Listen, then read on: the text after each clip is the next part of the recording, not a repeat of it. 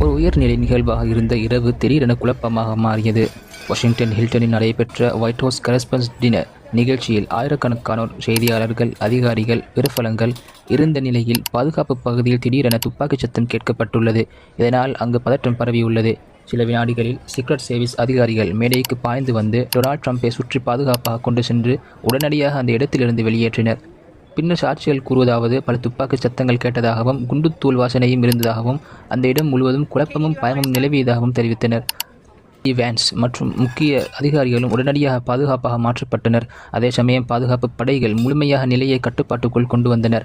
ஆரம்ப தகவல்களின்படி ஒரு நபர் வெளிப்புற பாதுகாப்பு சோதனை பகுதியில் ஊடுருவ முயன்று துப்பாக்கிச்சூடு நடத்தியதாக கூறப்படுகிறது. உடனடியாக போலீசார் நடவடிக்கை எடுத்து அங்கு நபரை கைது செய்தனர். மேலும் சில நிமிடங்களில் நிலைமை கட்டுப்பாட்டுக்குள் கொண்டு வரப்பட்டது. ஒரு பாதுகாப்பு அதிகாரி தாக்கப்பட்டதாக தகவல்கள் இருந்தாலும் அவர் அணிந்திருந்த பாதுகாப்பு கவசம் காரணமாக உயிர் தப்பியுள்ளார் என்று கூறப்படுகிறது. மிக முக்கியமாக ட்ரம்ப் மற்றும் அனைத்து முக்கிய அதிகாரிகளும் பாதுகாப்பாக இருப்பதாக உறுதி செய்யப்பட்டுள்ளது. இந்த நிகழ்ச்சி உடனடியாக நிறுத்தப்பட்டது. மேலும் இவ்வளவு கடுமையான பாதுகாப்பு உள்ள இடத்தில் இப்படிப்பட்ட சம்பவம் எப்படி நடந்தது என்பதற்கான விசாரணை தொடங்கப்பட்டுள்ளது.